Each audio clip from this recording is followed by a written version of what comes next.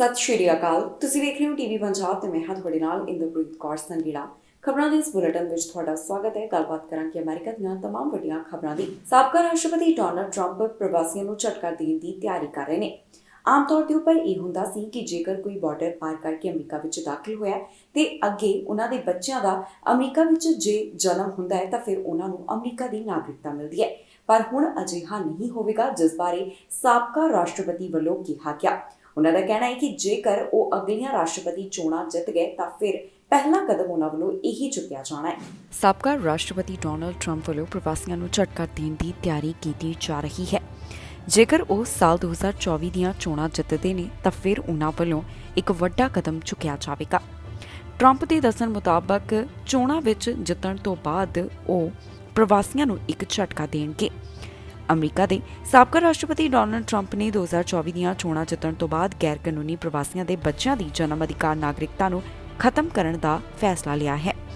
Report ਮੁਤਾਬਕ ਗ੍ਰਹਿ ਯੁੱਧ ਤੋਂ ਬਾਅਦ ਲਾਗੂ ਕੀਤੇ ਗਏ ਸੰਵਿਧਾਨ ਦੀ 14ਵੀਂ ਸੋਧ ਦੇ ਵਿੱਚ ਇਹ ਐਲਾਨ ਕੀਤੀ ਗਈ ਸੀ ਕਿ ਅਮਰੀਕਾ ਦੇ ਵਿੱਚ ਜਨਮੇ ਸਾਰੇ ਬੱਚੇ ਅਮਰੀਕਾ ਦੇ ਉਸਦੇ ਰਾਜ ਦੇ ਨਾਗਰਿਕ ਹਨ ਜਿੱਥੇ ਉਹ ਰਹਿੰਦੇ ਹਨ।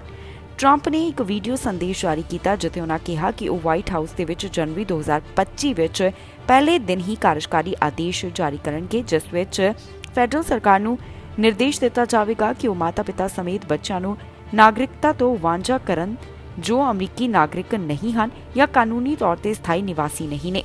ਸਾਬਕਾ ਰਾਸ਼ਟਰਪਤੀ ਨੇ ਕਿਹਾ ਕਿ ਮੇਰੀ ਨੀਤੀ ਗੈਰ ਕਾਨੂੰਨੀ ਪ੍ਰਵਾਸ ਨੂੰ ਜਾਰੀ ਰੱਖਣ ਦੇ ਉਤਸ਼ਾਹ ਨੂੰ ਰੋਕੇਗੀ, ਹੋਰ ਪ੍ਰਵਾਸੀਆਂ ਨੂੰ ਦੇਸ਼ ਵਿੱਚ ਆਉਣ ਤੋਂ ਰੋਕੇਗੀ।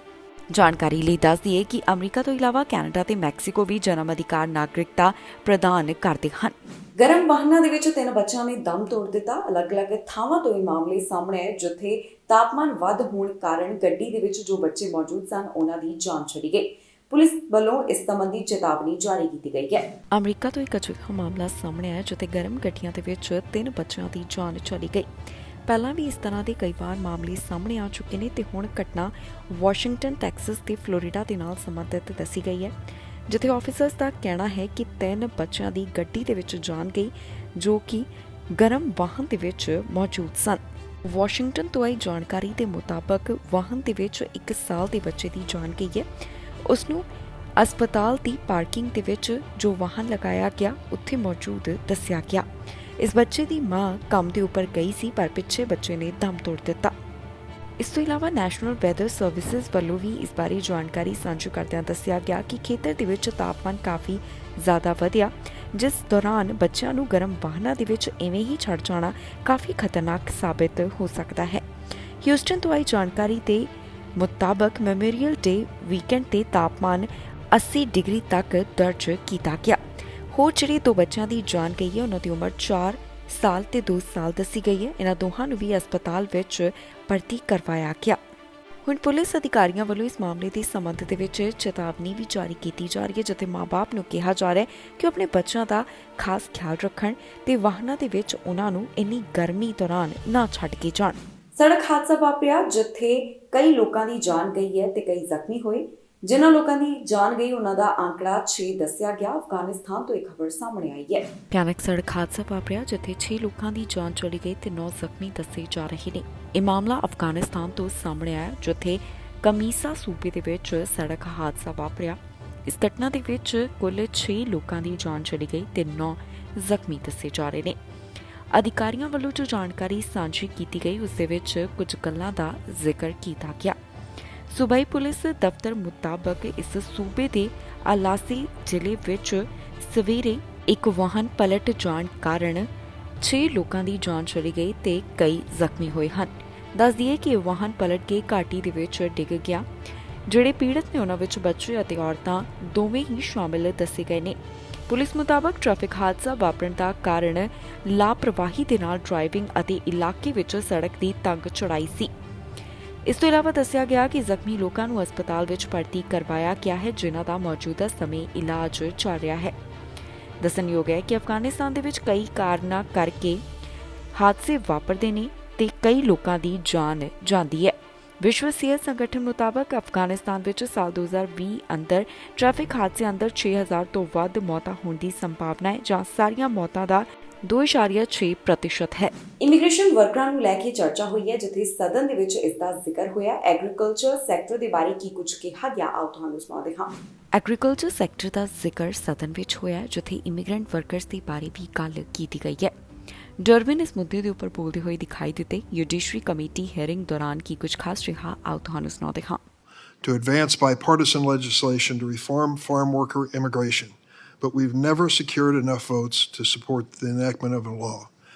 And that's not just bad for our nation's economy, it's a national security risk. Our shortage of farm and food workers has forced us to rely on other countries to meet our food needs. In fact, the U.S. Department of Agriculture has projected that America, believe this or not, will soon become a net importer of agricultural products. When it comes to securing our nation's food supply chain, immigration reform is a top priority. And though strengthening our nation's borders is a crucial component, it's only one part of the equation. We need to approach this issue as an economic imperative. Because the fact is, immigration reform is the most immediate and meaningful step we could take today to resolve our shortage of workers. We need to recognize these issues are fundamentally interconnected. Many immigrants who cross the border end up working in the fields because of unmet demand for farm workers. Immigration reform would help reduce unauthorized immigration by legalizing this labor migration. But it seems that some, in states like Arkansas, would prefer to address the shortage by rolling back child labor laws. This is not a solution. This is a shame. Immigrants already account for more than 60% of all farm workers in our country. Most of them are undocumented. Let's put the facts on the table. What would happen to America's farm operations if we deported these workers? Well, let me tell you about a farmer named Shay Myers, testified before our committee 2 years ago during our last hearing on the importance of immigrant farm workers.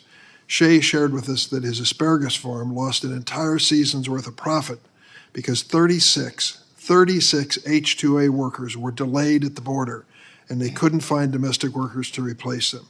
He noted, and I quote, "It's not safe because if we can't get workers, we can't harvest our crops."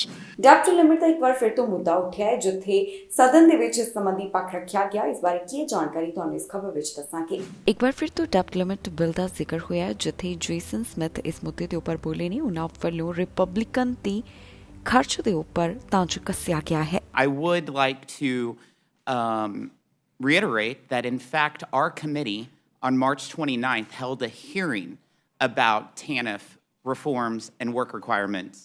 So in regards to the Ways and Means jurisdiction and work requirements, we held a hearing on March 29th.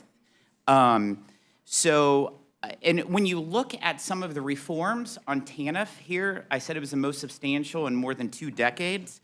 Part of whenever you're looking at the provisions of TANF, you see states are supposed to meet a 50% work participation rate. Right now, we know that 34 states have a 0% work participation rate, and 57% of TANF recipients are not engaged in work. This final bill keeps our policies from the Limit, Save, Grow Act to reset the baseline for calculating the rate and prohibiting states from gaming the system through small check schemes. This bill also keeps a provision to require the Department of Health and Human Services to report work outcomes. We fought to keep these important measures to restore accountability and make sure states are engaging people to find work and climb out of poverty. In regards to the IRS, the Fiscal Responsibility Act echoes the call on the Limit, Save, Grow Act to roll back Biden's plan to massively expand the IRS. The Ways and Means Committee asked for the plan from the IRS of how that they would spend the $80 billion. And in that plan, they called for using $1.4 billion to increase in hiring IRS agents. ਇਹ ਸਨ ਕੁਝ ਖਬਰਾਂ ਜਿਹੜੀਆਂ ਅੱਜ ਦਾ ਦਿਨ America ਤੋਂ ਖਾਸ ਸਾਹਮਣੇ ਆਈਆਂ। ਬਾਕੀ ਖਬਰਾਂ ਲਈ ਤੁਸੀਂ ਬਣੇ ਰਹੋ ਟੀਵੀ ਪੰਜਾਬ ਨਾਲ। ਫਿਲਹਾਲ ਮੈਨੂੰ ਇੰਦਰਪ੍ਰੀਤ ਕੌਰ ਸੰਘੇੜਾ ਨੂੰ ਦਿਓ ਇਜਾਜ਼ਤ।